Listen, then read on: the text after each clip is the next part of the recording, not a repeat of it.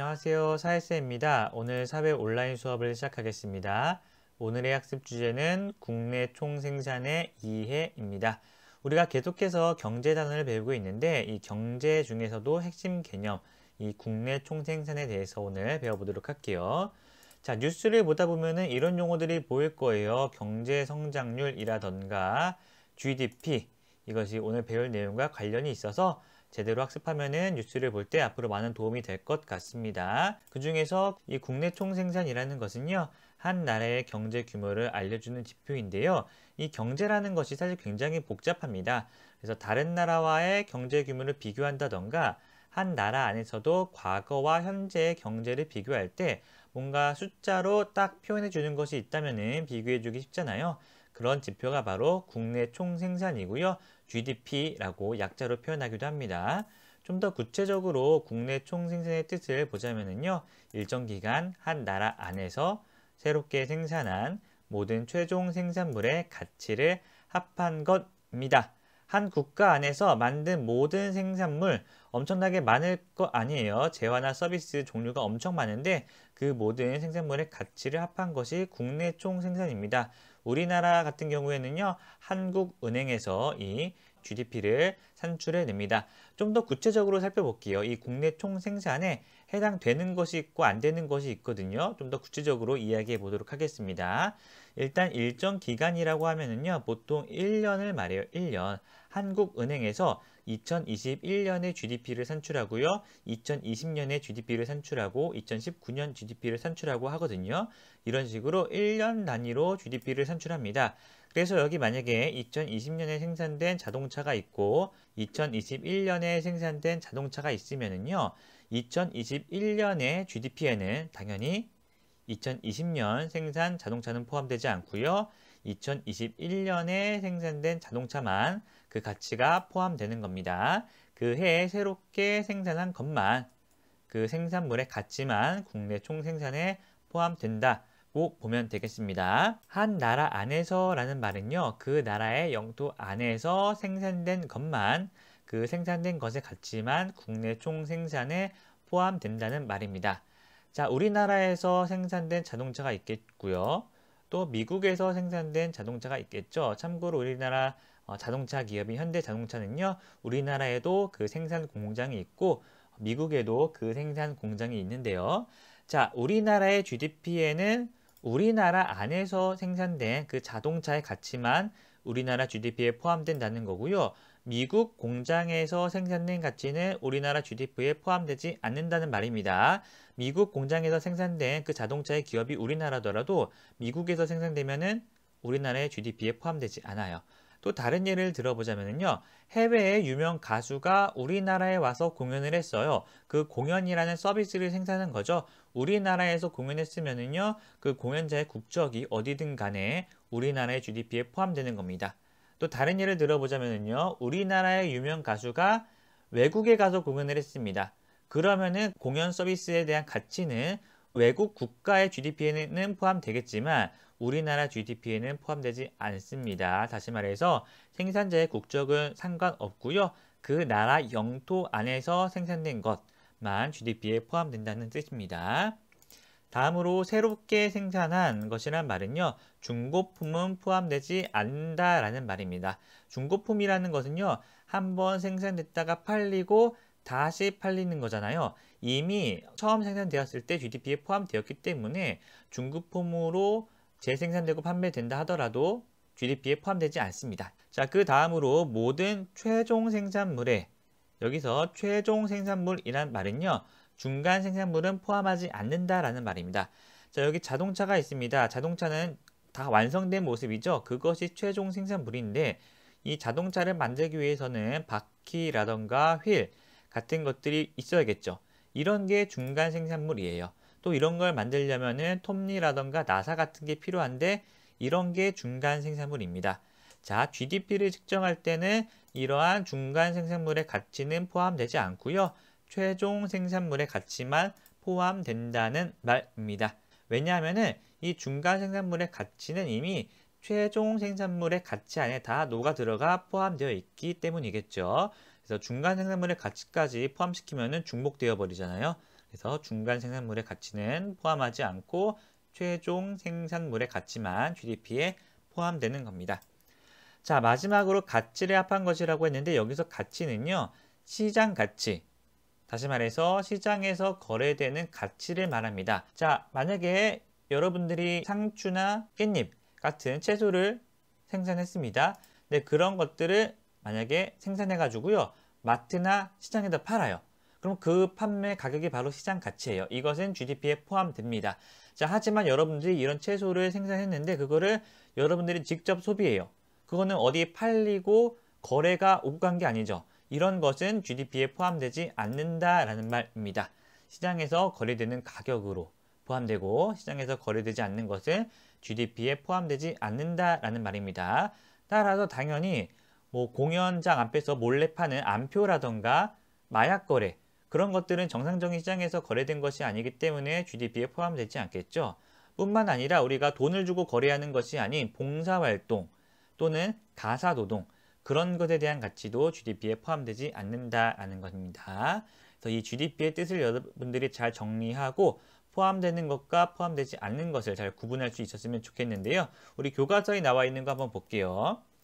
자, 여기 첫 번째 그림을 보면요, 제가 올해 만든 이 책상을 100만 원에 팔았대요. 이 책상을 올해 그 1년 안에 만든 게 되겠죠. 따라서 이거는 GDP에 포함이 됩니다. 두 번째, 자, 저는 매주 토요일마다 하천 보호를 위한 봉사활동을 합니다. 봉사활동이라는 것은 시장에서 거래되는 가치가 아니죠. 따라서 이것은 GDP에 포함되지 않습니다. 자, 세 번째, 재작년에 출시되었던 중고차를 샀습니다.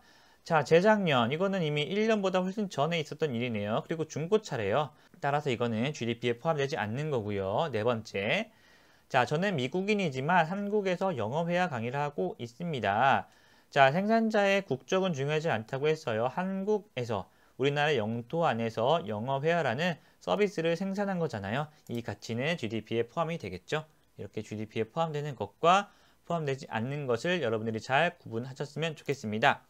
자, 그래서 이 GDP라는 것은 보통 달러로 표시가 되거든요. 그래서 국가별 국내 총생산 19년도 자료를 보여드리자면은 이런 식으로 GDP가 산출이 되어서 한눈에 비교할 수가 있어요. 그래서 미국 같은 경우에는요, 세계에서 가장 국내 총생산이 높은 나라인데 21조 정도의 가치를 2019년에 생산했다라는 식으로 이해하면 되고요. 우리나라는 여기 있네요. GDP 순위를 보면은 12위 되는데요. 우리나라는 2019년에 대략 1조 6천억 정도의 가치를 생산했다라는 겁니다.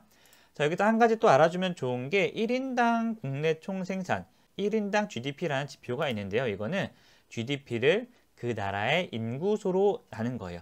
대략적으로 한 나라 국민 한 명당의 평균적인 소득 수준을 파악할 수 있게 해주겠죠. 아무래도 국내 총생산은 인구수가 많으면, 미국이나 중국처럼 인구수가 많으면 높을 거 아니에요. 근데 그 GDP를 그 나라의 인구수로 나누면은 대략적으로 1인당 평균 소득이 어느 정도인지 파악이 가능하다는 겁니다. 그래서 1인당 국내 총생산에 대한 이 통계를 보면은요, 1위가 미국 아니고 중국 아닙니다. 유럽에 있는 룩셈부르크라는 나라인데요. 인구수가 많지 않거든요. 그래서 1인당 GDP가 굉장히 높아요. 1인당 GDP로 보면은요, 우리나라는 대략 3만 달러 정도로 순위로 치면은 27위라고 합니다. 자, 이런 국내 총생산이라는 지표는 아무래도 이름에서 나와 있듯이 생산에 초점을 두고 있습니다. 그래서 이 국내 총생산이란 지표가 담지 못하는 그런 한계도 있는데요. 그 국내 총생산의 한계를 정리해 보자면요. 첫째로 국내 총생산은 시장에서 거래되는 가치만 측정해요. 따라서 대가를 받지 않는 가사노동이라던가 봉사활동 등의 가치는 국내 총생산이란 지표에는 반영되지 않습니다. 자, 선생님이 자료를 조사해 봤는데요. 우리 가사노동 있잖아요. 집안일이라고 표현하죠. 집에서 음식을 준비한다던가 어린아이를 돌본다던가 청소를 하고 장보기를 하고 뭐 빨래를 하고 뭐 부모님들을 돌본다던가 동식물을 돌본다던가 하는 그런 가치를 이 경제적인 가치로 환산을 시켜보면 이 어마어마하다고 합니다. 음식 준비 가치만 해도 1년에 107조가 된다고 해요. 하지만 이러한 가치는 시장에서 거래되지 않기 때문에 GDP에 포함되지 않는다라는 겁니다. 자, 두 번째 한계는요. 이 국내 총생산은 생산의 포인트가 있기 때문에 이 생산만 많이 하면은 무조건 GDP는 높게 나와요. 따라서 국민의 삶의 질 수준을 알기 어렵다라는 겁니다. 자, 예를 들어서 자동차 생산을 엄청나게 많이 해요. 그러면 생산을 많이 했기 때문에 GDP는 굉장히 높을 거예요. 하지만 이 공장이 많이 가동되면은 그만큼 환경에 유해한 물질들이 많이 유출되겠죠. 환경이 오염될 수도 있다는 거예요. 하지만 이 GDP에는 환경이 얼마나 오염됐는지에 대한 가치는 반영이 되지 않습니다. 환경이 오염되면은 우리들의 삶의 질은 떨어지잖아요. GDP로는 우리들의 삶의 질 수준을 알기 어렵다라는 거죠. 또 자동차가 많이 생산이 돼요. 그럼 우리나라 안에 돌아다니는 자동차도 많겠죠? 그럼 교통사고도 많이 발생할 수 있고요. 또 생산만 많이 하다 보면은 우리가 삶의 여유, 그런 것들을 놓칠 수가 있어요. 따라서 GDP로는 삶의 질을 알기 어렵다라는 한계가 있는 겁니다. 또 다른 한계로는요, 빈부격차 정도는 알 수 없다라는 겁니다. 자, 생산의 결과가 공정하게 분배되었는지 어쨌는지는 이 GDP라는 지표로는 알 수 없다라는 거예요. 자, 여기 국내 총생산 세계 2위인 국가는요, 1년 동안 14조의 가치를 생산했다고 합니다. 이 나라가 어디냐면은 바로 중국인데요. 뭐 국가 전체적으로 보면은 굉장히 많은 가치를 생산해서 굉장히 부유한 나라다라고 우리가 생각할 수도 있지만 실상 그 나라를 보면은 이렇게 좋은 아파트에 사는 부유한 사람도 있는 반면에 이렇게 조금 허름한 집에 사는 사람도 있다라는 거죠. 그 생산의 결과, 이 엄청나게 많은 가치가 누구는 많이 가져가고 누구는 많이 가져가지 못하고 그 격차가 생길 수도 있다라는 거죠. 그 정도는 GDP로 알 수 없다라는 겁니다. 이게 GDP 한계니까 잘 알아두셨으면 좋겠습니다. 다음으로 경제성장이라는 것에 대해 얘기를 해볼게요. 경제성장은요, 우리가 앞서 얘기한 국내 총생산, GDP가 증가한 것을 경제성장이라고 말합니다. 국내 총생산이 증가하면 나라의 생산 능력과 경제 규모가 커지겠죠? 그것을 경제성장이라고 합니다. 예를 들어서 우리나라에서 만약에 생산을 그냥 자동차만 생산한다고 단순하게 가정해 볼게요. 근데 우리나라가 작년에 자동차를 100만 대 생산했는데 올해 자동차를 500만 대 생산했어요. 그러면은 GDP가 증가했겠죠? 이것을 경제성장이라고 하는 겁니다. GDP의 증가를 경제성장이라고 해요. 자, 그럼 이 경제성장은 우리에게 어떠한 영향을 주는지 한번 살펴볼게요. 긍정적인 영향과 부정적인 영향으로 나눠볼 수 있는데요. 긍정적인 영향으로는 첫 번째, 소득이 증가합니다. 자, 국내 총 생산이 증가하면은 그만큼 많은 것을 생산했다는 거고요. 그만큼 많은 것이 판매되었다는 거고, 판매가 된 만큼 소득도 증가했다라는 뜻이 되겠죠?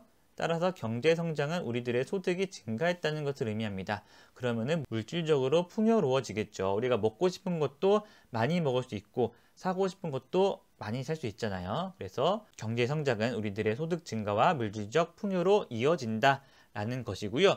두 번째 긍정적인 영향으로는요. 문화, 교육, 의료 등의 수준이 향상된다는 겁니다.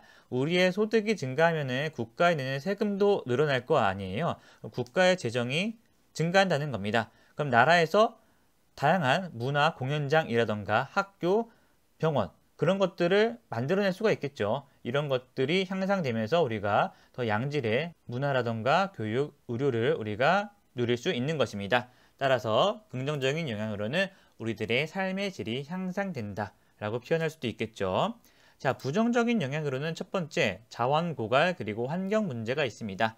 경제 성장만 한다고 막 생산만 하다 보면은 자원을 무분별하게 사용돼서 언젠가 고갈되어서 자원 문제에 직면하게 될 수도 있고요.